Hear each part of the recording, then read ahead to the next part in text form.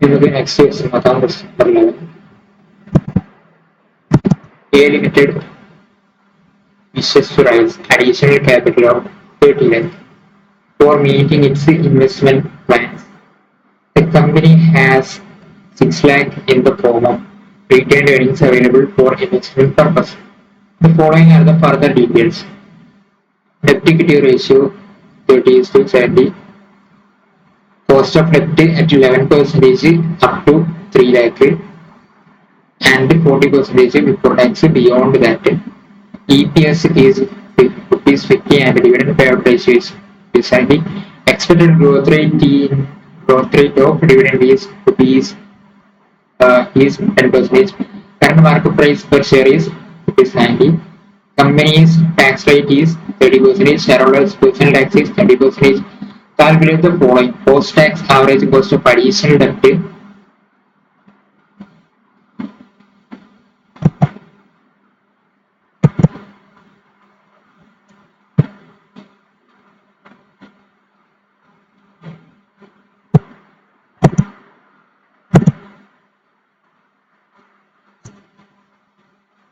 Additional debt, cost of retained earnings and cost of equity. Overall weighted average cost of additional fund financials. അപ്പോൾ നമ്മൾ ഈ ക്വസ്റ്റ്യനിൽ എന്താ പറയുന്നത്, a limited additionally fund raise ചെയ്യാൻ നോക്കുകയാണ്. For meeting its investment plans the company has 6 lakhs in the form of retained earnings available for investment purpose. അതായത് 6 lakh ഇൻവെസ്റ്റ്മെന്റിനുണ്ട്. Additionally എത്ര വേണം? 30 lakh ആണ് വേണ്ടത്. ഡെറ്റ് ഇക്വിറ്റി റേഷ്യോ 30:70 ആണ്. അപ്പൊ നമുക്ക് ഞാൻ ആദ്യം പറഞ്ഞിട്ടുണ്ട്, ഇങ്ങനത്തെ വലിയ ക്വസ്റ്റ്യൻസ് വരുമ്പോൾ നമ്മൾ എന്ത് ചെയ്യണം, തന്ന കാര്യങ്ങളൊക്കെ എഴുതിയെടുക്കുക, എന്നാലും നമുക്ക് പെട്ടെന്ന് ചെയ്തെടുക്കാൻ പറ്റും. ആദ്യം തന്നെ എന്താണ് additional capital.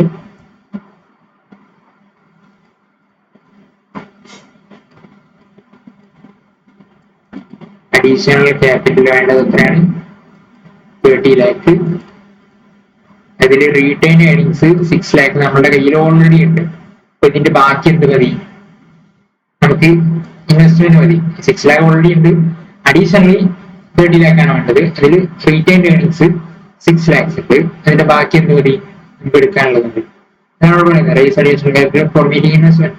The company has 6 lakh in the form of retained earnings available for investment purpose. The following are the further details. അതായത് 6 lakh ഉണ്ട്, പിന്നെ ബാക്കിയുള്ള കാര്യങ്ങൾ പിന്നീട് താഴെ പറയുന്നു എന്നാണ് പറയുന്നത്. അപ്പം ഡെപ്റ്റ് ഇക്വിറ്റി റേഷ്യോ ഉണ്ട്. ഡെപ്റ്റ് ഇക്വിറ്റി റേഷ്യോ എന്ന് പറഞ്ഞാൽ എന്താ? ഡെപ്റ്റ് ഡിവൈഡഡ് ബൈ ഇക്വിറ്റി ആണ് ഡെപ്റ്റ് ഇക്വിറ്റി റേഷ്യോ. അതായത് ടോട്ടലായിട്ട് നമ്മളുടെ കയ്യിൽ എത്ര ഡെപ്റ്റ് ഉണ്ട്, അതുപോലെ തന്നെ ടോട്ടലായിട്ട് നമ്മളുടെ കയ്യിൽ എത്ര ഇക്വിറ്റി ഉണ്ട്. അപ്പം ഇത് രണ്ടും തമ്മിലുള്ള റേഷ്യോ ആണ് ഡെപ്റ്റ് ഇക്വിറ്റി റേഷ്യോ. അത് ഡെപ്റ്റ് എത്ര ഉണ്ട്? 30/70 ആണ്. 30:70 എന്ന് പറഞ്ഞാൽ എന്താണ്? 30/70 എന്നുള്ളതിന് നമ്മൾ റേഷ്യോസിൽ പറയുന്ന പേരാണ് 30:70. അപ്പം ഡെപ്റ്റ് ബൈ ഇക്വിറ്റി 30/70 ആണ്.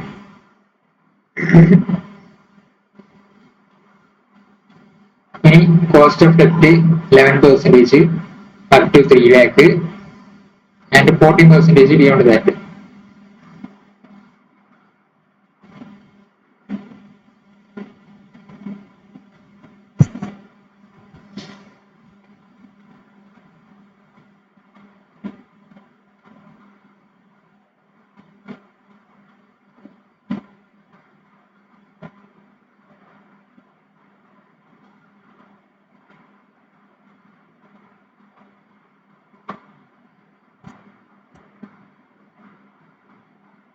അപ്പം 11% 3 lakhനും അതുപോലെ തന്നെ 3 lakh വരെ 11%, അതിന്റെ മുകളിൽ 14% ആണ്. പേടിയല്ല, interest rate 11% up to 3 lakh, greater than 3 lakh 40%. നമുക്ക് ഇതൊക്കെ കിട്ടി. ഇനി നമുക്ക് എന്താ ഉള്ളത്? Expected growth rate. ഇനി EPS ഉണ്ട്, ഡിവിഡൻഡ് പേ ഔട്ട് റേഷ്യോ ഉണ്ട്. EPS ഉണ്ട്, ഡിവിഡൻഡ് പേ ഔട്ട് റേഷ്യോ ഉണ്ട്, 70% ആണ്. സോറി, EPS 15 ആണ്, ഡിവിഡൻഡ് പേ ഔട്ട് റേഷ്യോ 70%. നമുക്ക് ഡിവിഡൻഡ് കിട്ടും. Dividend is equal to EPS into dividend pay out ratio is equal to EPS എത്രയാണ്? 15 into 70% 10.5 എന്ന് വരും. 10.5 ആണ് ഡിവിഡൻഡ്. അതുപോലെ തന്നെ ഈ ഗ്രോത്ത് റേറ്റ് എത്രയാണ്?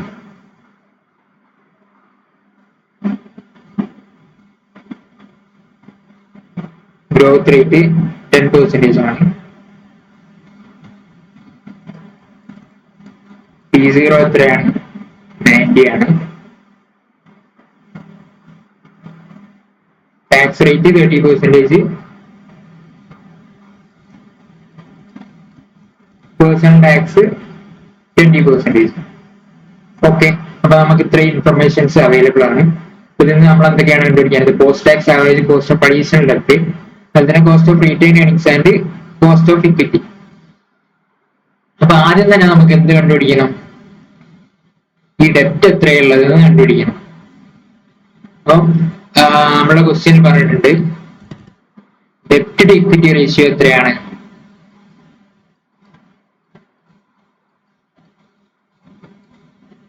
ഡെപ്റ്റ് ടു ഇക്വിറ്റി റേഷ്യോ 30/70 ആണ്. അപ്പൊ നമ്മുടെ കയ്യിൽ ടോട്ടൽ ഫണ്ട്സിന്റെ 30% ഡെപ്റ്റ് ആണ്, 70% എന്താണ്? ഇക്വിറ്റി ആണ്. അപ്പൊ നമുക്ക് ഡെപ്റ്റ് കിട്ടണമെങ്കിൽ എന്ത് ചെയ്താൽ മതി? 30% എടുത്താൽ മതി. അല്ലെങ്കിൽ ഇത് ടോട്ടലായിട്ട് ഇത് ഡെപ്റ്റും ഇക്വിറ്റിയും കൂടി കൂടുമ്പോൾ ഡെപ്റ്റിന്റെ എമൗണ്ട് 30 ഉണ്ട്, അതുപോലെ തന്നെ ഇക്വിറ്റി 70 ഉണ്ട്. അപ്പൊ ടോട്ടലായിട്ട് എത്ര ഉണ്ടാവും? ടോട്ടലായിട്ട് 100 ഉണ്ടാവും. 100ൽ 30 എന്താണ്? ഡെപ്റ്റ് ആണ്, അതുപോലെ തന്നെ 70 ഇക്വിറ്റി ആണ്. അതാണ് ഈ ഇക്വേഷൻ പറയുന്നത്. ഇങ്ങനത്തെ റേഷ്യോസ് തരുമ്പോൾ ഡെപ്റ്റ് ടു ഇക്വിറ്റി റേഷ്യോ 30/70 എന്ന് പറയുകയാണെങ്കിൽ അതെന്താണ്? 30/100. 30/100 അതായത് ഇത് രണ്ടും കൂടി കൂട്ടിയ എമൗണ്ടിനെ ഡിനോമിനേറ്ററിൽ കൊടുക്കുക. അപ്പൊ ഇത് രണ്ടും കൂടി കൂട്ടിയ എമൗണ്ട് 30 + 70 100. അപ്പൊ 30/100 ഡെപ്റ്റ് ഉണ്ട്, അതുപോലെ തന്നെ എന്തുണ്ട്? 70/100 ഇക്വിറ്റി ഉണ്ട്. അതാണ് ഇതിന്റെ അർത്ഥം. ടോട്ടലായിട്ട് 1 വരും. കണ്ടോ? അപ്പൊ എങ്ങനെയാണ് റേഷ്യോസിനെ നമുക്ക് വേറൊരു രീതിയിൽ ഡിഫൈൻ ചെയ്യാം. അപ്പൊ ഇനി നമ്മൾ നോക്കുകയാണെങ്കിൽ അപ്പൊ നമുക്ക് ഡെപ്റ്റ് എത്രയാണെന്ന് കണ്ടുപിടിക്കണമെങ്കിൽ എന്ത് ചെയ്യണം? ഡെപ്റ്റ് ടോട്ടലായിട്ട് എത്ര ഫണ്ട് ഉണ്ട്? ടോട്ടലായിട്ട് നമ്മുടെ കയ്യിൽ ഉള്ള ഫണ്ട് 30 lakh ആണ്. അഡീഷണലി വേണ്ടത് അതിന്റെ എത്ര percentage? 30%. 30 divided by 100 equal to 9 lakh ആണ് എന്ത്? നമ്മുടെ ഡെപ്റ്റ് വരുന്നത്. ഡെപ്റ്റ് 9 lakh ആണെന്ന് കിട്ടി. അപ്പൊ നമുക്ക് ഇനി ഡെപ്റ്റിന്റെ ഇൻട്രസ്റ്റ് എങ്ങനെയാണ് പിടിക്കുക?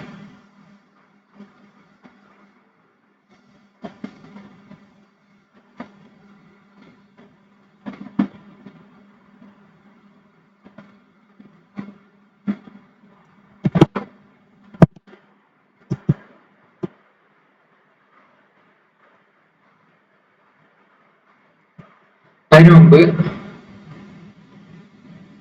ഇക്വിറ്റി എത്ര ഉണ്ട്? അപ്പൊ ഡെപ്റ്റ് 9 lakh ഉണ്ട്. അപ്പൊ ഇക്വിറ്റി എത്ര ഉണ്ടാവും? ഇക്വിറ്റി 30 lakh ബാക്കിയുള്ള എമൗണ്ട് 30 lakh 9 lakh പോയ എമൗണ്ട്, അല്ലെങ്കിൽ 30 lakhന്റെ 70%, which is 21 lakh എന്തുണ്ടാവും? ഇക്വിറ്റി ഉണ്ടാവും. ദിസ് ഇക്വിറ്റി മീൻസ് റീറ്റെയിൻഡ് ഏർണിംഗ്സും ഇക്വിറ്റി ഷെയർ ക്യാപിറ്റലും കൂടിയതാണ് ഇക്വിറ്റി. അത് നിങ്ങൾക്ക് അറിയാലോ. ഇക്വിറ്റി എന്ന് പറയുമ്പോൾ അതെന്താണ്? ഷെയർ ഹോൾഡറുടെ ഫണ്ടാണ് ഇക്വിറ്റി. അപ്പം അതില് അവരുടെ റീറ്റെയിൻഡ് ഏർണിംഗ്സും വരും, റീറ്റെയിൻഡ് ഏർണിങ്സും ഷെയർ ഹോൾഡർ ഫണ്ട് തന്നെയാണ്. അത് നമ്മുടെ കമ്പനിയിൽ വെച്ച ഷെയർ ഹോൾഡർ ഫണ്ട് തന്നെയാണ് റീറ്റെയിൻഡ് ഏർണിങ്സ്. അതായത് നമ്മൾ കമ്പനി ജനറേറ്റ് ചെയ്ത പ്രോഫിറ്റ്സ് അത് നമ്മൾ ഷെയർ ഹോൾഡർക്ക് കൊടുക്കാനുള്ള സാധനം തന്നെയാണ് എന്ത് റീറ്റെയിൻഡ് ഏർണിങ്സ് എന്ന് പറയുന്നത്. അപ്പം അതും അതുപോലെ തന്നെ ഇക്വിറ്റി ഷെയർ ക്യാപിറ്റലും ഇത് രണ്ടും കൂടി ചേർന്നതാണ് എന്ത് ഇക്വിറ്റി എന്ന് പറയുന്നത്.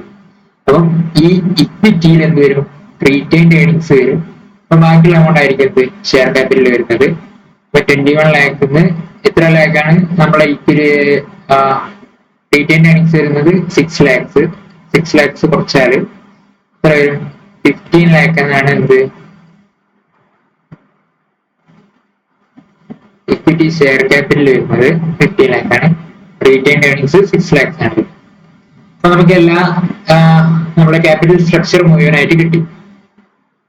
അപ്പോ ഇനി നമുക്ക് എന്ത് ചെയ്യാം ബാക്കിയുള്ള ക്വസ്റ്റ്യൻസ് ചെയ്ത് നോക്കാം.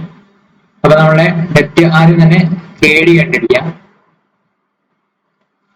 KD is equal to എന്താണ് equation interest into 1 minus tax divided by net proceeds is equal to interest എത്രയാണ് ആദ്യത്തെ 3 ലാഖിന് 11%. ഇൻട്രസ്റ്റ്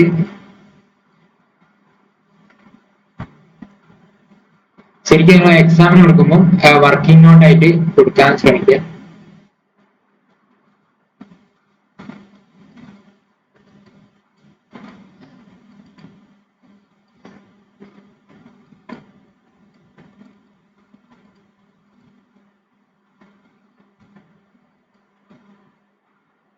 ഫസ്റ്റ് 3 ലാഖിന് എത്രയാണ് 11%. സോ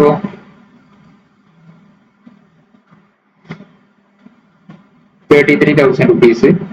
അതുപോലെ തന്നെ ബിയോണ്ട് ദാറ്റ് എത്രയാണ് 6 ലാക്സ് ആണ്. 6 ലാക്സിന് എത്രയാണ് 14%. 14% എന്ന് പറയുമ്പോൾ 84,000 ആണ്. ടോട്ടൽ 117,000 വരും. അപ്പൊ നമ്മുടെ ഇൻട്രസ്റ്റ് കിട്ടി. ഇൻട്രസ്റ്റ് 117,000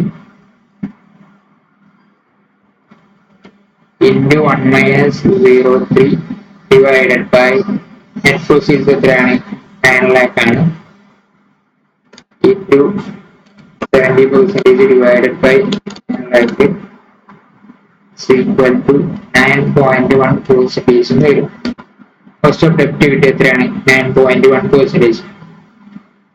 അപ്പൊ ആദ്യത്തെ ക്വസ്റ്റ്യൻ എന്തായി നമുക്ക് കിട്ടി അഡീഷണലി വരുന്ന ഡെപ്റ്റിന്റെ കോസ്റ്റ് നമുക്ക് ഇത്രയായി 1% എന്ന് കിട്ടി. അപ്പം ആദ്യം തന്നെ നമ്മൾ ചെയ്യേണ്ട കാര്യങ്ങൾ എന്തൊക്കെയാന്ന് വെച്ചാൽ ആദ്യം തന്നെ നമുക്ക് സ്ട്രക്ചർ ആദ്യം തന്നെ നമ്മൾ വലിയ ക്വസ്റ്റ്യൻ ആയതിനെ കൊണ്ട് ക്വസ്റ്റ്യനുള്ള കാര്യങ്ങളൊക്കെ ഒന്ന് എഴുതി വെക്കുക. അപ്പൊ നമുക്ക് പിന്നീട് നമ്മളെ കയ്യിലുള്ള ഐറ്റംസ് എന്താണ് അതിന് നമുക്ക് എന്തൊക്കെ കണ്ടുപിടിക്കാൻ കഴിയും നോക്കാം. അപ്പൊ ഞാൻ നോക്കിയപ്പോ കണ്ടു ഡെപ്റ്റ് ടു ഇക്വിറ്റി റേഷ്യോ ഉണ്ട്. ഇപ്പൊ ഡെപ്റ്റ് ടു ഇക്വിറ്റി റേഷ്യോ നമ്മുടെ ടോട്ടൽ ഫണ്ട് നമ്മുടെ കയ്യിലുണ്ടെങ്കിൽ എന്ത് ചെയ്യാം എത്രയാണ് ഇതിന്റെ ക്യാപിറ്റൽ സ്ട്രക്ചർ നമുക്ക് കണ്ടുപിടിക്കാം. എത്ര ഡെപ്റ്റ് ഉണ്ട് എത്ര ഇക്വിറ്റി ഉണ്ട് നമുക്ക് കണ്ടുപിടിക്കാം. അപ്പൊ അങ്ങനെയാണ് എന്ത് നമ്മൾ ഡെപ്റ്റിനെയും ഇക്വിറ്റിനെയും ഒക്കെ കണ്ടുപിടിച്ചത്. അപ്പം ഇക്വിറ്റി എന്ന് പറയുമ്പോൾ ഇക്വിറ്റിയിൽ എന്തുണ്ട് ഇക്വിറ്റി ഷെയർ ക്യാപിറ്റലും ഉണ്ട്. അതുപോലെ തന്നെ റിസർവ്സ് ആൻഡ് സർപ്ലസ് റീറ്റെയിൻഡ് ഏർണിങ്സും ഉണ്ട്. റീറ്റെയിൻഡ് ഏർണിങ്സ് ഓൾറെഡി നമ്മളെ ക്വസ്റ്റ്യനിൽ തന്നിട്ടുണ്ട് 6 ലാക്സ് ആണ്. അപ്പൊ 6 ലാക്സിന്റെ ബാക്കിയുള്ള 15 ലാക്ക് ആണ് എന്ത് ഇക്വിറ്റി ഷെയർ ക്യാപിറ്റൽ. അത് നമ്മൾ കണ്ടെത്തി. അപ്പൊ നമ്മൾ ഓരോ സാധനം കണ്ടെത്തിയിട്ട് ഇവിടെ വെക്കുക ഫസ്റ്റ് തന്നെ വെക്കുക. എന്നിട്ട് ക്വസ്റ്റ്യന് ആൻസർ ചെയ്യുമ്പോൾ ആ ആൻസറിന്റെ നേരെ ആൻസർ ആയിട്ട് കൊടുക്കുക. അപ്പൊ ഫസ്റ്റ് ക്വസ്റ്റ്യൻ ആണെങ്കിൽ ഫസ്റ്റ് കൊടുത്തിട്ട് ആൻസർ കൊടുക്കുക. ആദ്യത്തെ ഇതെല്ലാം നമ്മൾ എന്ത് ചെയ്യാം വർക്കിംഗ് നോട്ട് ആയിട്ട് ചെയ്ത് ഇത് നമ്മൾ ക്വസ്റ്റ്യനെ എടുത്ത് എഴുതുന്ന കാര്യങ്ങൾ നമ്മൾ എന്തായിട്ട് ഗിവൺ കൊടുക്കുക. എന്നിട്ട് നമ്മൾ വർക്കിംഗ്സ് തുടങ്ങല്ലോ. അപ്പൊ വർക്കിംഗ്സ് തുടങ്ങുമ്പോൾ എന്ത് ചെയ്യാം വർക്കിംഗ് നോട്ട് എന്ന് കൊടുക്കുക. എന്നിട്ട് ആൻസർ ചെയ്യുമ്പോൾ ആൻസറിന്റെ നേരെ ആൻസറിന്റെ നമ്പർ ചെയ്യുക. അതുപോലെ തന്നെ എന്നിട്ട് നമ്മളുടെ ലാസ്റ്റ് ആൻസർ എന്ത് ചെയ്യാം ഒരു പെട്ടിക്കോളത്തിൽ ഇട്ട് വെക്കുക. എന്നാലാണ് എക്സാമിനർക്ക് ഏതാണ് ആൻസർ ഏതാണ് വർക്കിംഗ് നോട്ട് എന്നൊക്കെ മനസ്സിലാക്കുള്ളൂ. അപ്പൊ എന്നാലാണ് നമ്മളെ വർക്കിംഗ് നോട്ടൊക്കെ മാർക്ക് കിട്ടുള്ളൂ. വർക്കിംഗ് നോട്ടില്ലാതെ നിങ്ങൾ വായിൽ ചെയ്ത് എഴുതരുത്. നമ്മൾ എഴുതുന്നത് എന്താണ് വർക്കിംഗ് ചെയ്തതെന്ന് നമ്മുടെ എക്സാം പേപ്പറിൽ ഉണ്ടാവും.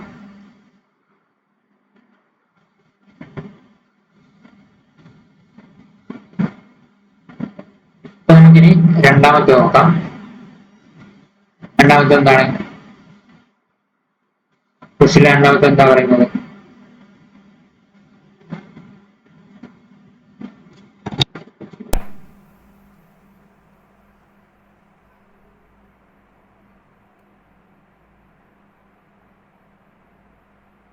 ക്വസ്റ്റ്യൻ രണ്ടാമത്തെ എന്താ പറയുന്നത്?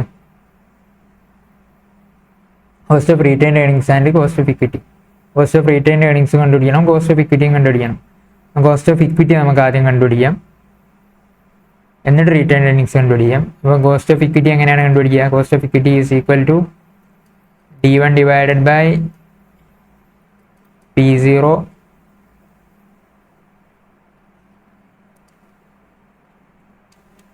Plus G equal to D1 എത്രയാണ്?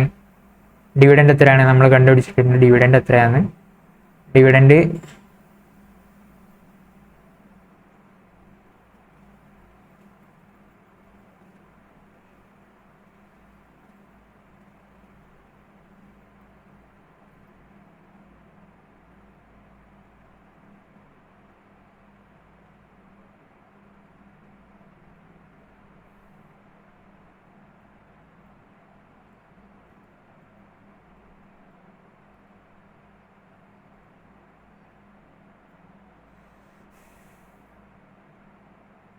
ഡിവിഡൻഡ് 10.5 ആണ്, ഗ്രോത്ത് 10% ആണ്.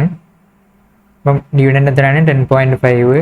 10.5 എന്താണ്? അത് കറണ്ട് ഡിവിഡൻഡ് ആണ്. Current dividend plus growth 1.1 growth apply ചെയ്ത് ഡിവൈഡഡ് ബൈ P0 എത്രയാണ്? 90 ആണ്. പ്ലസ് G എത്രയാണ്? 10% ആണ്. നമുക്ക് നോക്കുമ്പോൾ 10.5 ഇൻറ്റു 1.1 ഡിവൈഡഡ് ബൈ 90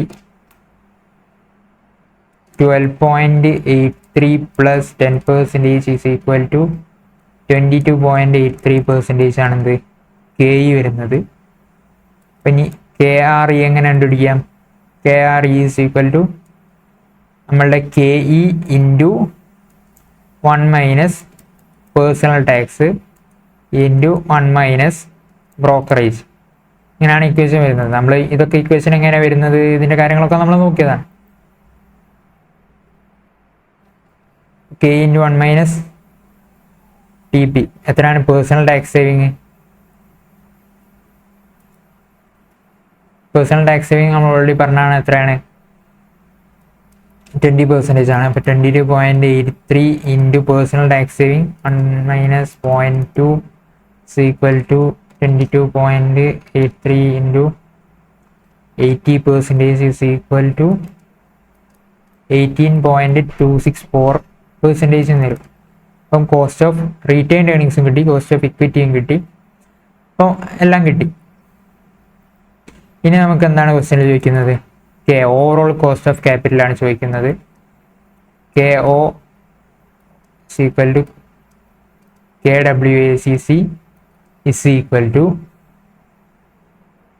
വെയ്റ്റ്സ് വെച്ചിട്ടാണ് നമ്മൾ മൾട്ടിപ്ലൈ ചെയ്യേണ്ടത്. അപ്പോൾ നമ്മൾ ഒന്നെങ്കിൽ ടേബിൾ ആയിട്ട് ചെയ്തുക, അല്ലെങ്കിൽ ഇങ്ങനെ തന്നെ സാധാ പോലെ ചെയ്തുക.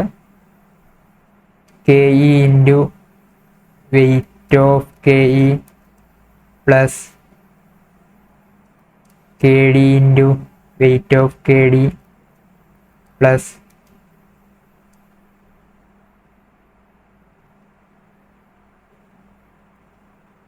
അല്ലെങ്കിൽ ഇത് വെയ്റ്റിന് പകരം നമുക്ക് എന്ത് ചെയ്യാം? പ്രൊപ്പോർഷൻ ആക്കാം. Proportion of KD KRE into proportion of KRE ഇങ്ങനെ കൊടുക്കാം. അപ്പോൾ ഇത് KE എത്രയാണ്? 22.83% ആണ്. ഇൻറ്റു എത്ര? പ്രൊപ്പോർഷൻ എത്രയാണ്? 15 lakh ആണ് എന്തുള്ളത്? KE ഉള്ളത്, അതായത് ഇക്വിറ്റി ഉള്ളത്. 15 lakh ഡിവൈഡ് ബൈ ടോട്ടൽ, അതായത് 30 lakh എത്രയാണ് വരിക? 50% പ്ലസ് KD എത്രയാണുള്ളത്? KD എത്രയാണ് നമ്മൾ കണ്ടത്?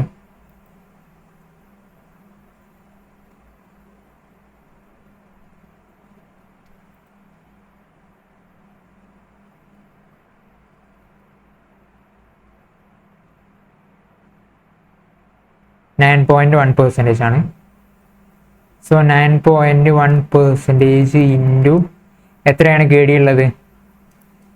9 lakh. 9 lakh divided by 30 lakh എത്രയാണ്? 30%. 30% പ്ലസ് എത്രയാണ് ഇതുള്ളത്? KRE ഇൻറ്റു KRE എത്ര പെർസെൻറ്റേജ് ആണ്? 18.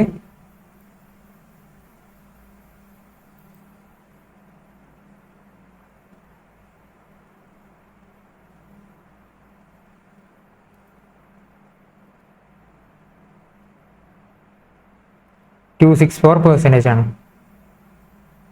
സോ 18.264% ഇൻറ്റു 20%, 6 lakh ആണുള്ളത്. അപ്പോൾ നമുക്ക് എത്ര കിട്ടും? 22.83 into 50%, 11.415 plus 9.1 into 30%, 2.73% plus 18.264 into 20% plus 3.6528 is equal to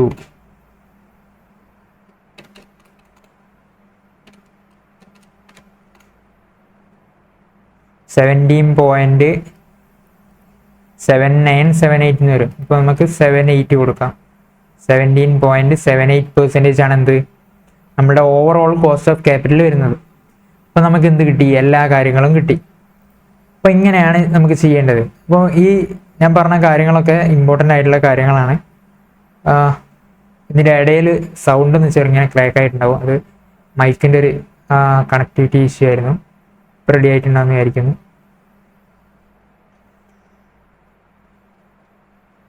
അപ്പോൾ നമുക്ക് എന്താണ് എങ്ങനെ ചെയ്യേണ്ടത് മനസ്സിലായി. അപ്പോൾ എത്ര വലിയ ക്വസ്റ്റ്യൻ ആണെങ്കിലും ഇങ്ങനത്തെ ക്വസ്റ്റ്യൻസ് ആയിരിക്കും നമുക്ക് വരുന്നത്. അപ്പോൾ നമ്മൾ എന്ത് ചെയ്യണം? ആദ്യം തന്നെ ഒന്ന് റിലാക്സ്ഡ് ആയിട്ട് ഗിവൺ ആയിട്ടുള്ള എന്തൊക്കെയാണുള്ളത്. അഡീഷണൽ ക്യാപിറ്റൽ 30 lakh വേണം.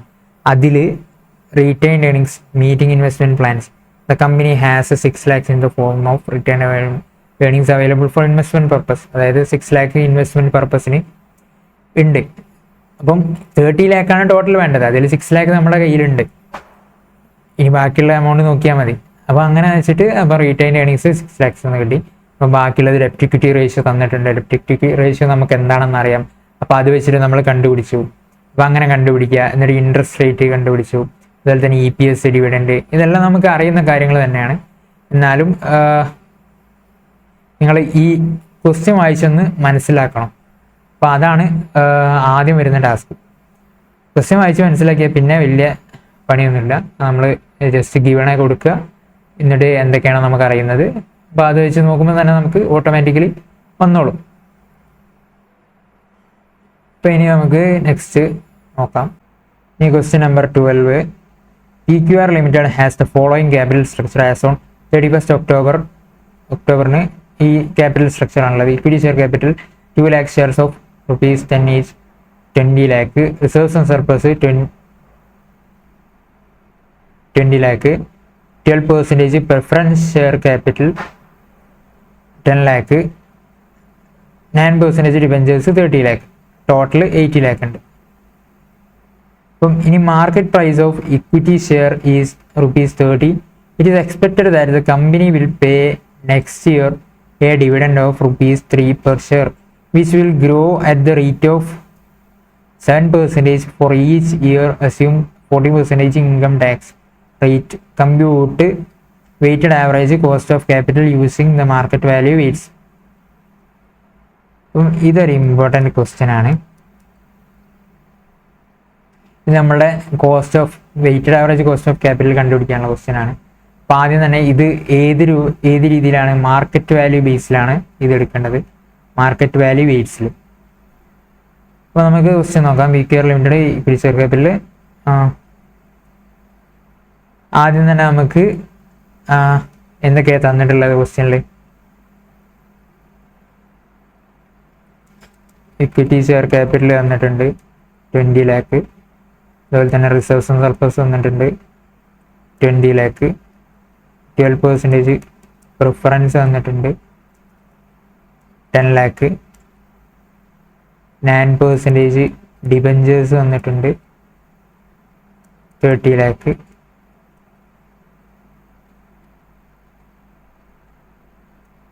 അപ്പോൾ ഇത്രയാണ് നമുക്ക് ഉള്ളത്. അപ്പോൾ ഇതിൽ നിന്ന് തന്നെ നമുക്ക് ഓരോ കാര്യങ്ങൾ കണ്ടുപിടിക്കാം. പിന്നെ മാർക്കറ്റ് പ്രൈസ് തന്നിട്ടുണ്ട്, P0 തന്നിട്ടുണ്ട്, P0 ഓഫ് ഇക്വിറ്റി 30 ആണ്. അതുപോലെ തന്നെ D1 ഡയറക്റ്റ് ആയിട്ട് തന്നിട്ടുണ്ട്. Dividend of 3 per share which company will pay next year A dividend. Next year dividend എന്ന് പറയുമ്പോൾ അതായത് നമ്മളുടെ ഇയർ എൻഡിൽ വരാൻ പോകുന്ന ഡിവിഡൻഡിനാണ് നെക്സ്റ്റ് ഇയർ ഡിവിഡൻഡ് എന്ന് പറയുന്നത്. അപ്പോൾ ഈ നെക്സ്റ്റ് ഇയർ ഡിവിഡൻഡ് എന്ന് പറഞ്ഞാൽ എന്താണ്, അതാണ് നമ്മൾ എടുക്കേണ്ടത്. കാരണം നമ്മൾ ഇൻവെസ്റ്റ് ചെയ്യുന്നത് ഇപ്പോഴാണ്. നമുക്ക് ഡിവിഡൻഡ് ഇപ്പം കറണ്ട് ഡിവിഡൻഡ് നമുക്ക് കിട്ടത്തില്ല, കാരണം നമ്മൾ ഡിവിഡൻഡ് ഇൻവെസ്റ്റ് ചെയ്യുമ്പോഴത്തേനും ഡിവിഡൻഡ് പേ ചെയ്ത് പോയിട്ടുണ്ടാവും. അപ്പോൾ നമുക്ക് കിട്ടുന്ന ഏതാണ്, നെക്സ്റ്റ് ഇയറിലേക്ക് വരാൻ പോകുന്ന ഡിവിഡൻഡ്. അത് ഈ ഫിനാൻഷ്യൽ ഇയറിൻ്റെ ഡിവിഡൻഡ് ആയിരിക്കും അടുത്ത വർഷത്തേക്ക്. ഇത് എല്ലാം ഫൈനലൈസ് ചെയ്ത് ബുക്സ് ഒക്കെ ഫൈനലൈസ് ചെയ്തിട്ടാണ് ഡിവിഡൻഡ് ഡിക്ലെയർ ചെയ്യുക. അപ്പോൾ അത് ചിലപ്പോൾ നമ്മൾ ഈ ഫിനാൻഷ്യൽ ഇയറിലതായിരിക്കും. അപ്പോൾ നമ്മൾ ഇൻവെസ്റ്റ് ചെയ്യുന്നത് ഇപ്പോഴാണെങ്കിലും നമുക്ക് ഈ ഇയറത്തെ ഡിവിഡൻഡ് കിട്ടില്ല. കാരണം എന്താ വെച്ചാൽ നമ്മൾ ഇൻവെസ്റ്റ് ചെയ്യുമ്പോഴത്തേക്കും ആ ഡിവിഡൻഡ് ഒക്കെ കൊടുത്ത് പോയിട്ടുണ്ടാവും. പിന്നെ നമുക്ക് വരാൻ പോകുന്ന നെക്സ്റ്റ് ഡിവിഡൻഡ് എന്ന് പറയുന്നത് അടുത്ത ഇയറത്തെ ഡിവിഡൻഡാണ്. അപ്പോൾ ആ ഡിവിഡൻഡാണ് നമ്മൾ കൺസിഡർ ചെയ്യേണ്ടത്. അതാണ് ഞാൻ ആദ്യത്തെ ക്ലാസ് നമ്മൾ ഡിവിഡൻഡ് അപ്രോച്ച് പറയുമ്പോൾ തന്നെ ഞാൻ ഈ കാര്യങ്ങളൊക്കെ പറഞ്ഞതാണ്. അപ്പോൾ നമ്മൾ ആ ഡിവിഡൻഡ് നോക്കുമ്പം അപ്പോൾ ആ ഡിവിഡൻഡ് കറക്റ്റായിട്ട് D1 തന്നെ നമുക്ക് തന്നിട്ടുണ്ട്. അപ്പോൾ D1 എത്രയാണ്,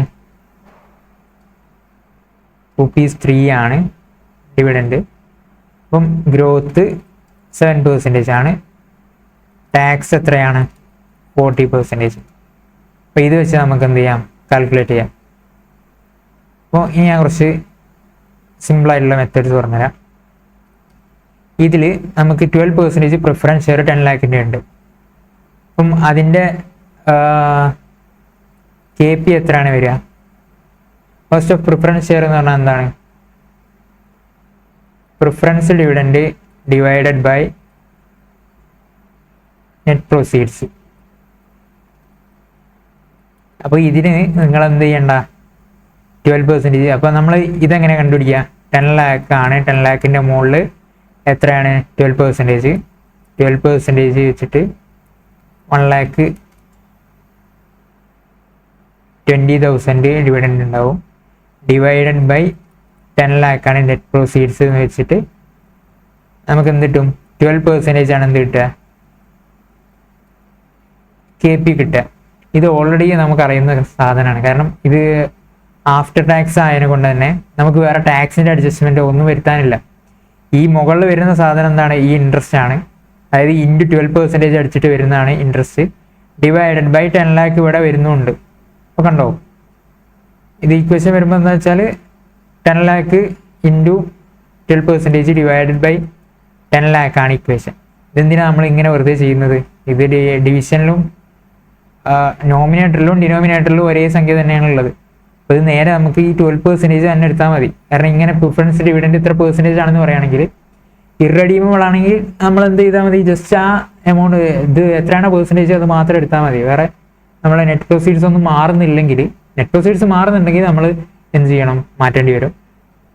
നെറ്റ് പ്രൊസീഡ്സ് സെയിം ആണ്, അതുപോലെ തന്നെ പ്രിഫറൻസ് ഡിവിഡൻഡ് സെയിം ആണെങ്കിൽ പിന്നെ നമ്മൾ നേരെ അത് മാത്രം എടുത്താൽ മതി. പിന്നെ വെറുതെ നമ്മൾ ഇക്വേഷനൊക്കെ ചെയ്ത് നോക്കാൻ നിൽക്കണ്ട. KP = PD divide by net proceeds വെറുതെ ചെയ്ത് എന്നിട്ട് നേരെ 12% അങ്ങനെ കൊടുത്താൽ മതി. കാരണം ഓൾറെഡി നമുക്ക് കിട്ടിയ ഐറ്റം തന്നെയാണ്, നമ്മളെ ക്വസ്റ്റ്യനിൽ കൊടുത്തിട്ടുണ്ട്. ഇത് ഓവറോൾ കോസ്റ്റ് ഓഫ് ക്യാപിറ്റലിൻ്റെ ക്വസ്റ്റ്യനുമാണ്, അപ്പോൾ ഓൾറെഡി തന്നതാണ്. ഇനി KD എങ്ങനെ നമ്മൾ ചെയ്യാറ്, interest into 1 - tax divided by net proceeds എന്ന് വെച്ചിട്ടാണ് ചെയ്യൽ. അപ്പോൾ ഇതിൽ നോക്കുകയാണെങ്കിൽ നമ്മളെങ്ങനെയാണ് ഈ ഇൻട്രസ്റ്റ് കാൽക്കുലേറ്റ് ചെയ്യൽ. ഇൻട്രസ്റ്റ് എന്ന് പറഞ്ഞാൽ 9% ഡിബെഞ്ചേഴ്സ് അല്ലേ, 9% ഡിബെഞ്ചേഴ്സ് 30 lakh. അപ്പോൾ 9% 30 lakh into 9% into 1 - tax 1 - 0.4 divided by 30 lakh ആണ് നമ്മൾ ചെയ്യാറ്.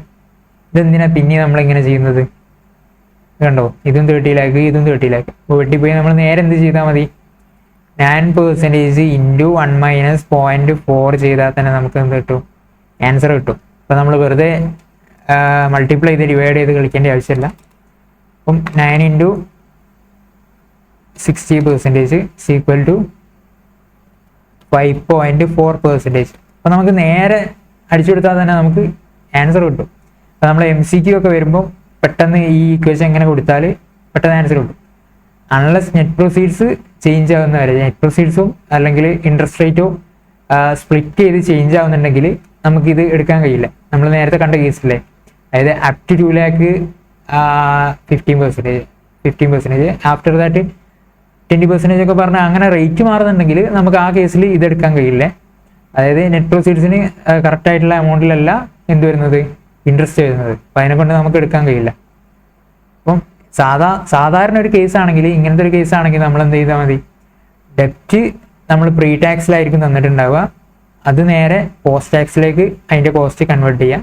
അപ്പോൾ തന്നെ നമുക്ക് ആൻസറായി. അതുപോലെ തന്നെ ഇനി പ്രിഫറൻസ് ഡിവിഡൻഡ് ആണെങ്കിൽ, പ്രിഫറൻസ് ഡിവിഡൻഡ് ഓൾറെഡി എന്താണ്, പോസ്റ്റ് ടാക്സ് ഐറ്റമാണ്. പോസ്റ്റ് ടാക്സ് പ്രീ ടാക്സ് ഒക്കെ നമ്മൾ കുറേ പറഞ്ഞ കാര്യങ്ങളാണ്. അപ്പോൾ ഈ പോസ്റ്റ് ടാക്സ് ഐറ്റം ഓൾറെഡി അങ്ങനെ തന്നെ എടുത്താൽ മതി. അപ്പോൾ നമുക്ക് നേരെ കിട്ടും. കോസ്റ്റ് ഓഫ് ഡെപ്റ്റും കോസ്റ്റ് ഓഫ് പ്രിഫറൻസ് ഷെയർസും നമുക്ക് കിട്ടി. ഇനി എന്താണുള്ളത്, കോസ്റ്റ് ഓഫ് ഇക്വിറ്റി ആണുള്ളത്. കോസ്റ്റ് ഓഫ് ഇക്വിറ്റി എങ്ങനെ കണ്ടുപിടിക്കാം, D1 divided by P0 plus C equal to D1 എത്രയാണ്, D1 ഓൾറെഡി ക്വസ്റ്റ്യനിൽ തന്നിട്ടുണ്ട്, 3 ആണ്. ഡിവൈഡഡ് ബൈ P0 എത്രയാണ്, 30 ആണ്. 30 പ്ലസ് G എത്രയാണ്, G 7% ആണ്. സോ 10% പ്ലസ് 7% ഈക്വൽ ടു 17% ആണ് കെ വരുന്നത്. അതുപോലെ തന്നെ ഇവിടെ റീറ്റേൺഡ് ഏർണിങ്സ് ഉണ്ട്. റീറ്റേൺഡ് ഏർണിങ്സ് ഉണ്ട്, ബട്ട് റീറ്റേൺഡ് ഏർണിങ്സിന് റീറ്റേൺ ഏർണിങ്സ് അഥവാ റിസർവ്സ് ആൻഡ് സർപ്ലസ് എന്ന് പറഞ്ഞാൽ റീറ്റേൺഡ് ഏർണിങ്സ് തന്നെയാണ് കേട്ടോ. അത് രണ്ടും വേറെ സംഭവങ്ങളല്ല. ഈ റീറ്റേൺഡ് ഏർണിങ്സിന് പ്രത്യേകിച്ച് എന്ത് പറയുന്നില്ല, ടാക്സ് സേവിങ് ഒന്നും പറയുന്നില്ല. പേഴ്സണൽ ടാക്സ് സേവിങ് എന്ന് നമ്മൾ ക്വസ്റ്റ്യനിൽ പറയുന്നുണ്ടെങ്കിൽ നമ്മൾ എന്ത് ചെയ്യണം, അത് KRE സെപ്പറേറ്റ് കണ്ടുപിടിക്കണം. അപ്പം അത് പറയാത്തതിനെ കൊണ്ട് നമ്മൾ എന്ത് ചെയ്യാം, KRE is equal to KE is equal to 70%. അപ്പം ഇനി നമുക്ക് weighted average cost of capital കണ്ടുപിടിക്കാം. അതൊരു സിമ്പിൾ ക്വസ്റ്റ്യൻ അല്ലേ. അപ്പം നമുക്ക് particulars weights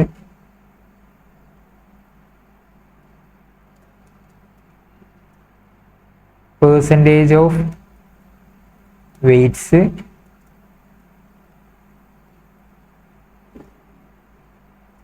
KC cost of capital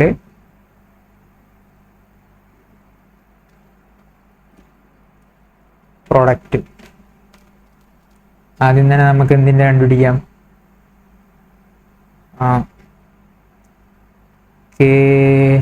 KPൻ്റെ കണ്ടുപിടിക്കാം. Preference share equal to weight എത്രയാണ്, 10 lakh ആണ്. 10 lakh ഡിവൈഡഡ് ബൈ 80 lakh 12.5% ആണെന്ത് വെയിറ്റ് വരുന്നത്. KE എത്രയാണ്, KC കോസ്റ്റ് ഓഫ് ക്യാപിറ്റൽ എത്രയാണ് വരുന്നത്,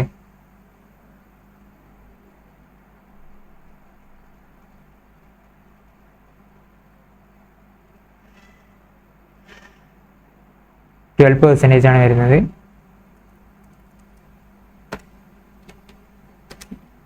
അപ്പം 1.5%. ഇനി KD എത്രയാണ് വരുന്നത്,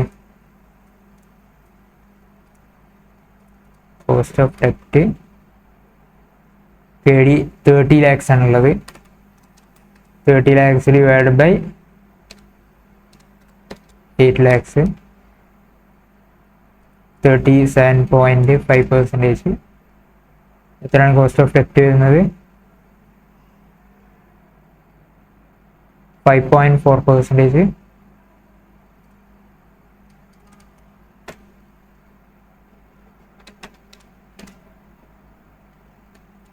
2.025%.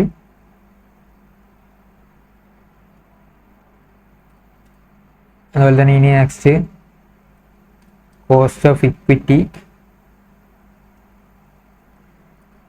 ഇക്വിറ്റി എത്രയാണ് വരുന്നത്? 20 lakh ആണ്. 20 lakh അപ്പം 25% ആണ്. 25% 70%.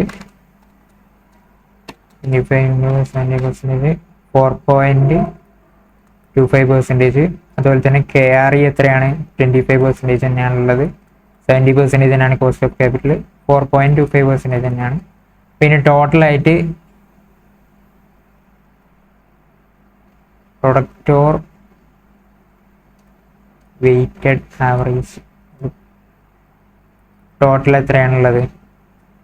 4.25, 4.25, 2.025 പ്ലസ് 1.5.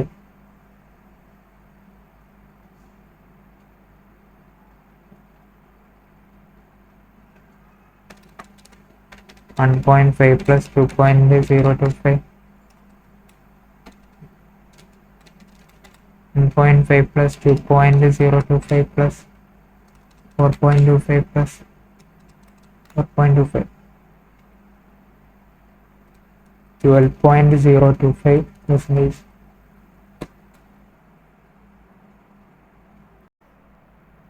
നമുക്ക് എത്ര ആൻസർ കിട്ടിയത്? 12.025. ഇതാണോ നമ്മളോട് എടുക്കാൻ പറഞ്ഞിട്ടുള്ളത്? ഇതാണോ? അല്ല, ഇതല്ല നമ്മളോട് എടുക്കാൻ പറഞ്ഞിട്ടുള്ളത്. നമ്മളോട് പറഞ്ഞിട്ടുള്ളത് ഏതാണ്? മാർക്കറ്റ് വാല്യൂ വെയ്റ്റ്സ് വെച്ചിട്ട് കമ്പ്യൂട്ട് ചെയ്യാനാണ് പറഞ്ഞിട്ടുള്ളത്. സോ മാർക്കറ്റ് വാല്യൂ വെയ്റ്റ്സ് നമുക്ക് എവിടുന്ന കിട്ടുക?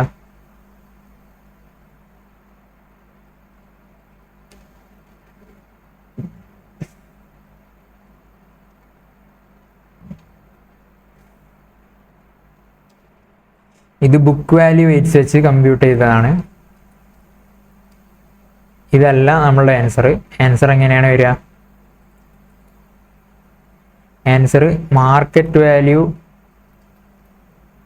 വെയ്റ്റ്സ് വെച്ച് കമ്പ്യൂട്ട് ചെയ്താലാണ് കിട്ടുക. മാർക്കറ്റ് വാല്യൂ എങ്ങനെയാണ് കിട്ടുക?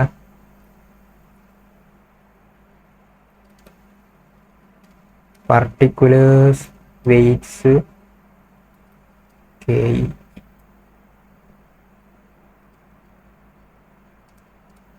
പ്രൊഡക്റ്റ്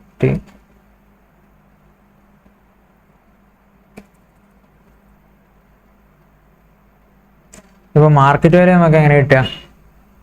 അപ്പോൾ ഈ മാർക്കറ്റ് വാല്യൂ കിട്ടാൻ വേണ്ടിയിട്ടാണ് ഇവിടെ എന്ത് പറഞ്ഞിട്ടുള്ളത്? Equity share capital 2 lakh shares of ₹10 each. ഇത് കൊടുത്തിട്ടുള്ളത് എന്തിനാണെന്നറിയോ? നമ്മൾ മാർക്കറ്റ് വാല്യൂയിലേക്ക് കൺവേർട്ട് ചെയ്യാൻ. ഇവിടെ ഒരു ഷെയറിൻ്റെ മാർക്കറ്റ് വാല്യൂ കൊടുത്തിട്ടുണ്ട് ₹30 ആണ്. കണ്ടോ? അപ്പോൾ ഇങ്ങനത്തെ ഹിഡൻ അഡ്ജസ്റ്റ്മെൻറ്റ്സ് ക്വസ്റ്റ്യൻസിൽ ഉണ്ടാവും. നമ്മൾ പെട്ടെന്ന് ചെയ്യാൻ എളുപ്പമാണെന്ന് വിചാരിച്ച് ചെയ്യുമ്പോൾ ബട്ട് അതിലെന്തെങ്കിലും ഒരു ട്വിസ്റ്റ് ഒളിഞ്ഞെടുക്കുന്നുണ്ടാവും. അപ്പോൾ അത് നമ്മളെപ്പോഴും ശ്രദ്ധിക്കണം. അപ്പോൾ അതിനെക്കൊണ്ടാണ് ഞാൻ ഇങ്ങനെ തന്നെ ചെയ്തു പോയിട്ട് ലാസ്റ്റ് പറയുന്നത്. നമുക്കൊരു പ്രാവശ്യം തെറ്റ് പറ്റിയാൽ പിന്നെ നമുക്ക് മനസ്സിലായിക്കോളും. വിചാരിച്ച് പരീക്ഷയ്ക്ക് പോയിട്ട് തെറ്റെടുത്താൽ നിൽക്കരുത്. തെറ്റൊക്കെ നമ്മൾ ചെയ്യുമ്പോൾ വരുത്തുക, എന്നിട്ട് പരീക്ഷയ്ക്ക് നല്ല രീതിക്ക് എഴുതുക. Equity share capital 2 lakh shares. അപ്പം ഇവിടെ ഈ ഡെപ്റ്റിനും ഇതിൻ്റെയൊക്കെ അപ്പം മാർക്കറ്റ് വാല്യൂ എങ്ങനെ കണ്ടുപിടിക്കുക? ഇതിന് ഡെപ്റ്റിൻ്റെയും ഡിവെഞ്ചേഴ്സിൻ്റെയും ഒക്കെ ഡെപ്റ്റിൻ്റെയും പ്രിഫറൻസ് ഷെയർസിൻ്റെയും ഒക്കെ മാർക്കറ്റ് വാല്യൂ യൂഷ്വലി ഇത് തന്നെ ആയിരിക്കും ഉണ്ടാവുക. കാരണം ഇതിൽ അധികം കമ്പനീസിലും ലിസ്റ്റഡ് ആയിരിക്കില്ല. ഡിവെഞ്ചേഴ്സും പ്രിഫറൻസ് ഷെയർസും ലിസ്റ്റഡ് ആയിരിക്കില്ല. ചില കമ്പനീസിലാണ് ലിസ്റ്റഡ് പ്രിഫറൻസ് ഷെയർസും ലിസ്റ്റഡ് ഡിവെഞ്ചേഴ്സും ഒക്കെ ഉണ്ടാവുക. അപ്പം അധികവും ലിസ്റ്റഡ് ആണെങ്കിലും ഇനി ലിസ്റ്റഡ് ആണെങ്കിൽ തന്നെ മാർക്കറ്റ് വാല്യൂ ഏതാണ്ട് ഇത് എക്സ്ചേഞ്ച് നടക്കൽ ചാൻസ് കുറവാണ്. അപ്പം ഇതാണ് ഏത് ഇക്വിറ്റി ഷെയറിനാണ് എന്തുണ്ടാവുക? സ്റ്റോക്ക് എക്സ്ചേഞ്ചിലൂടെ എക്സ്ചേഞ്ച് നടക്കുന്നതും അതിൻ്റെ മാർക്കറ്റ് വാല്യൂ ഒക്കെ കൺസിഡർ ചെയ്യേണ്ടത് എന്താണ്? ഇക്വിറ്റി ഷെയർ ക്യാപിറ്റലിനാണ്. അപ്പോൾ ഇക്വിറ്റി ഷെയർ ക്യാപിറ്റലിൻ്റെ ഷെയർസ് നമ്പർ ഓഫ് ഷെയർസ് തന്നിട്ടുണ്ട് 2 lakh ആണ്. അപ്പം നമുക്ക് എത്രയാണ് അതിൻ്റെ വെയിറ്റ് എത്രയാണ് വരിക? ആദ്യം നമുക്ക് കോസ്റ്റ് ഓഫ് ഇക്വിറ്റി തന്നെ നോക്കാം. എങ്ങനെയാണ് വരിക? വെയിറ്റ് എത്രയാണ്? 2 lakh ഷെയർസ് ആണുള്ളത്. ഒരു ഷെയറിൻ്റെ മാർക്കറ്റ് വാല്യൂ ₹30 ആണ്. ₹30 × 2 lakh 60 ലാക്ക് വരും എന്ത് ഇതിൻ്റെ വെയിറ്റ്. കെ ഇ എത്രയാണ്? 70% ആണ്. പ്രൊഡക്റ്റ് എത്ര വരും? 60 ലാക്ക് ഇൻറ്റു 70%, 10 ലാക്ക് 20 വരും. ഇനി കെ ആർ ഇ എത്രയാണ്? 20 ലാക്കാണ്. 20 ലാക്കിൻ്റെ 70%,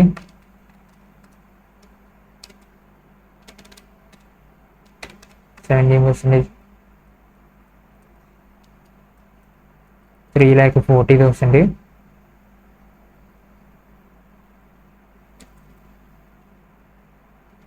ഇനി നെക്സ്റ്റ് കെ ഡി ആണ്. കോസ്റ്റ് ഓഫ് ഡെപ്റ്റ് എത്രയാണ്? 5.4% ആണ്. എത്രയാണുള്ളത്? 30 ലാക്കാണുള്ളത്. 30 ലാക്ക് ഇൻറ്റു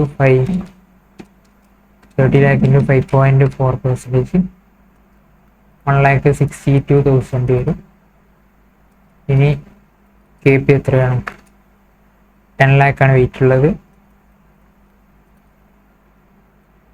എത്രയാണ് അതിൻ്റെ കോസ്റ്റ്? 12% ആണ്. 10 ലാക്കിന് 12%, 1,20,000.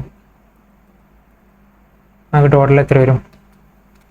1,20,000 പ്ലസ് 10,20,000 പ്ലസ് 3,40,000 പ്ലസ് 1,62,000, 16,42,000 എന്ന് വരും. അതുപോലെ തന്നെ ഇതിൻ്റെ ടോട്ടൽ വെയിറ്റ്സ് എത്രയാണ്? 60 lakh plus 20 lakh plus 30 lakh plus 10 lakh.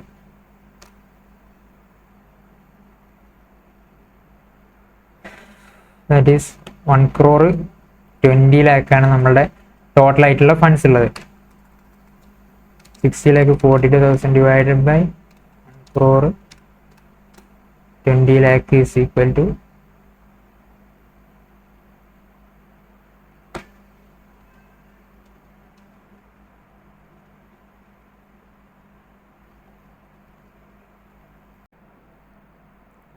ഇപ്പം നമ്മൾ ചെയ്തപ്പോൾ നമുക്ക് എത്ര ആൻസർ കിട്ടിയത് നോക്കൂ.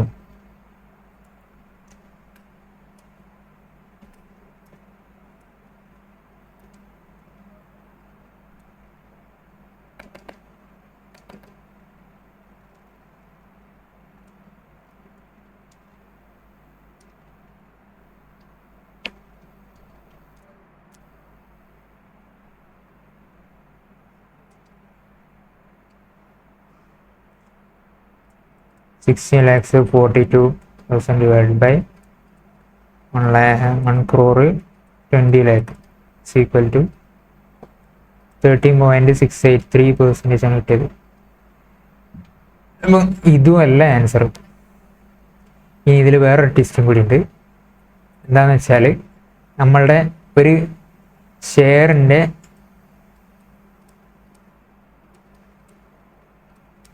മാർക്കറ്റ് പ്രൈസ് എന്ന് പറഞ്ഞാൽ അതൊരു ഇക്വിറ്റി ഷെയർ ക്യാപിറ്റലിൻ്റെ വാല്യൂ മാത്രമല്ല. അതിലെന്തൊക്കെ വരുമെന്ന് വെച്ചാൽ ഇക്വിറ്റി ഷെയർ ക്യാപിറ്റലിൻ്റെ വാല്യൂ പ്ലസ് റിസർവ്സ് ആൻഡ് സർപ്ലസിൻ്റെ വാല്യൂ അടങ്ങിയതാണെന്ത് മാർക്കറ്റ് വാല്യൂവിൽ കൺസിഡർ ചെയ്യുക. അതായത് ആ ഒരു ഷെയർ എന്ന് പറയുമ്പോൾ ഇപ്പം ഞാനിപ്പോൾ പറഞ്ഞുതരാം. ഇപ്പം നമ്മളെ കമ്പനിയിൽ ഇക്വിറ്റി ഷെയർ ക്യാപിറ്റൽ എത്ര ഉണ്ട്? ഒരു 10 ലാക്ക് ഉണ്ട്. ഇതെത്ര? 1 ലാക്ക് ഷെയർസ്. 1 ലാക്ക് ഷെയർസ് ആണ് 10 റുപ്പീസ് ഈച്ചിൻ്റെ. അതുപോലെ തന്നെ എത്ര ഉണ്ട്? ഒരു 20 ലാക്സ് ഏണിങ്സും ഉണ്ട്. അതായത് റിസർവ്സ് സർപ്ലസ് എത്ര ഉണ്ട്? 20 ലാക്കും കൂടെ ഉണ്ട്. അപ്പം ഇതും എത്ര ഉള്ളതാണ്? ഈ 1 ലാക്ക് ഷെയർ ഹോൾഡേഴ്സിനുള്ളതാണ് എന്ത് ഈ 2 ലാക്കും. അപ്പം ഒരു ഷെയർ ഹോൾഡേഴ്സ് ഇത് ടോട്ടലായിട്ട് 30 ലാക്ക് ആണെന്ത് ഇക്വിറ്റി ഉള്ളത്. ഇക്വിറ്റി 30 ലാക്കാണുള്ളത്. അതായത് ടോട്ടലായിട്ട് 30 ലാക്കാണുള്ളത്. ഈ 30 ലാക്ക് ഫണ്ട്സും ഈ 1 ലാക്ക് ഷെയർ ഹോൾഡേഴ്സിന് ഉള്ളതാണ്. വെറും ഈ 10 ലാക്ക് മാത്രമല്ല എന്ത് ഷെയർ ഹോൾഡേഴ്സിൻ്റെ ഫണ്ട്, 20 ലാക്കും കൂടി ഷെയർ ഹോൾഡേഴ്സിൻ്റെ ഫണ്ടാണ്. അപ്പം നമ്മൾ ഒരാളെ കയ്യിൽ നിന്ന് സ്റ്റോക്ക് എക്സ്ചേഞ്ചിൽ കൂടെ ഷെയർ വാങ്ങുമ്പോൾ അതിൻ്റെ കൂടെ ഈ 1 lakh ഷെയർ മാത്രമല്ല, ഈ 20 lakh എന്ന് പറയുമ്പോൾ ഒരാൾക്ക് 10 rupees ഇക്വിറ്റി ഷെയർ ക്യാപിറ്റൽ ഉണ്ടെങ്കിൽ അതിൽ റിസർവ്സ് ആൻഡ് സർപ്ലസ് എത്ര ഉണ്ട്? 20 rupees ഉണ്ട്. അപ്പോൾ 30 rupees ആണ് ടോട്ടൽ ഒരാൾക്കുള്ളത്. അപ്പോൾ അങ്ങനെ റിസർവ്സ് ആൻഡ് സർപ്ലസ് 20 ഉള്ളതിനൊക്കെ ഉണ്ട്. ഈ 20 മാത്രം അയാൾ എടുത്തിട്ട് ബാക്കി 10 rupeesന്റെ ഷെയറിന് നമ്മൾ സ്റ്റോക്ക് എക്സ്ചേഞ്ചിൽ കൂടെ 50 rupeesന് സെല് ചെയ്യാന്നല്ല അത് ഉദ്ദേശിക്കുന്നത്. ടോട്ടലായിട്ടുള്ള ഈ ഇക്വിറ്റി ഷെയർ ക്യാപിറ്റൽ അതുപോലെ തന്നെ റിസർവ്സ് ആൻഡ് സർപ്ലസ് ടോട്ടലായിട്ടുള്ള ഷെയറിൻ്റെ ടോട്ടലായിട്ടുള്ള വാല്യൂ, അതായത് ഷെയർ ഹോൾഡറുടെ total funds divided by number of shares. Total equity divide by number of shares എത്രയാണ്? 30 lakh ഡിവൈഡ് ബൈ 1 lakh = 30 rupeesന്റെ, അതായത് റിസർവ്സ് സർപ്ലസും ഇക്വിറ്റി ഷെയർ ക്യാപിറ്റൽ രണ്ടും കൂടി ചേർന്നതിൻ്റെ മാർക്കറ്റ് വാല്യൂ ആണ് എന്ത്? 50 rupees എന്ന് പറയുന്നത്. അല്ലാതെ വെറും 10 rupeesൻ്റെതല്ല. ഈ കാര്യം എപ്പോഴും മൈൻഡിൽ വെക്കുക. ഈ കാര്യം നമ്മൾ തെറ്റിപ്പോയാൽ അതാണ് ഇവിടെ നമ്മൾ സംഭവിച്ചത്. എന്താണ്? നമ്മളിവിടെ KRE പിന്നെ എടുത്തു ഈ 20 lakh. കാരണം ഈ KRE 20 lakh വരില്ല. കാരണം ഈ 20 lakh അടക്കമുള്ള ഫണ്ട് എന്താണ്? Share holder ഫണ്ടാണ്. അതടക്കമുള്ള വാല്യൂവിലാണ് എന്ത്? മാർക്കറ്റ് വാല്യൂ വരുന്നത്. അപ്പോൾ അതിനെക്കൊണ്ട് നമുക്ക് ഇത് എടുക്കാൻ പാടില്ല. അപ്പോൾ നമ്മൾ എന്ത് ചെയ്യുക? ഇത് റിമൂവ് ചെയ്യുക.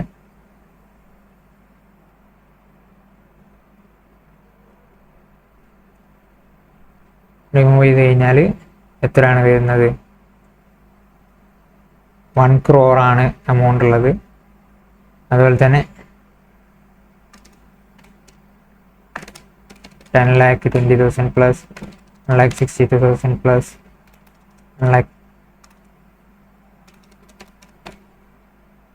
1,60,000 plus 1,20,000 is equal to എത്ര കിട്ടും? 30,02,000 കിട്ടും 1 crore ഷെയർസിന്. അപ്പം അതിൻ്റെ KO എത്രയാണ്?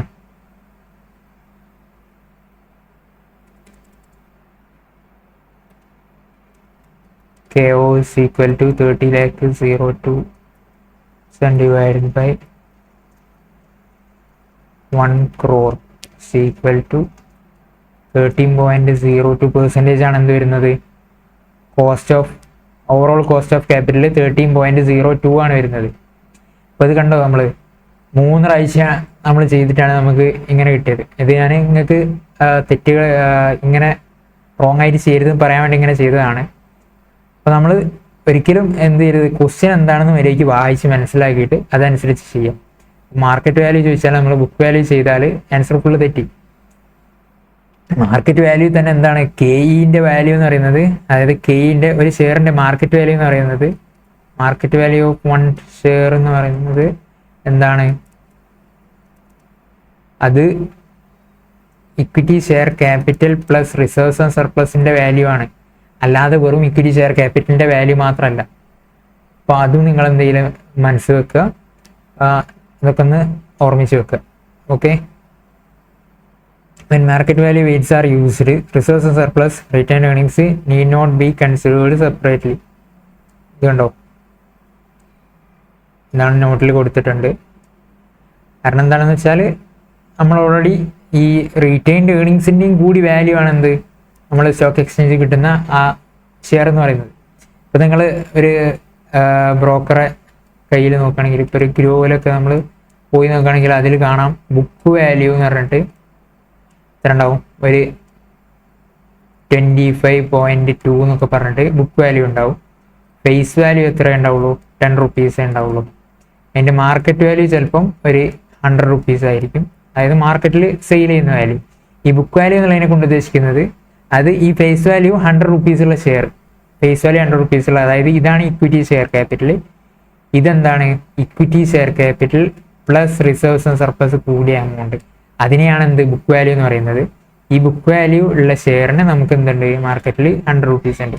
അപ്പോൾ നമ്മളൊരു ഒരു ഷെയർ വാങ്ങുമ്പോൾ 100 രൂപക്ക് ഷെയർ വാങ്ങുമ്പോൾ 25.2 ബുക്ക് വാല്യൂ ഉള്ള, അതായത് 10 rupees ഇക്വിറ്റി ഷെയറും അതുപോലെ തന്നെ 15.2 റിസർവ്സ് ആൻഡ് സർപ്ലസുമാണ് നമുക്ക് കിട്ടുന്നത്. അല്ലാതെ വെറും ₹10 അല്ല കിട്ടുന്നത്. അപ്പോൾ അത്രയും കാര്യങ്ങൾ ഓർമ്മയിൽ വെക്കുക. അപ്പോൾ അതിനെ കൊണ്ടാണ് എന്ത്? മാർക്കറ്റ് വാല്യൂസ് എടുക്കുമ്പോൾ നമ്മൾ ഇക്വിറ്റി ഷെയർ ക്യാപിറ്റലിൻ്റെത് എടുക്കുകയാണെങ്കിലും റീറ്റെയിൻഡ് ഏണിങ്സിൻ്റെത് കൺസിഡർ ചെയ്യാത്തത്. ഓക്കെ.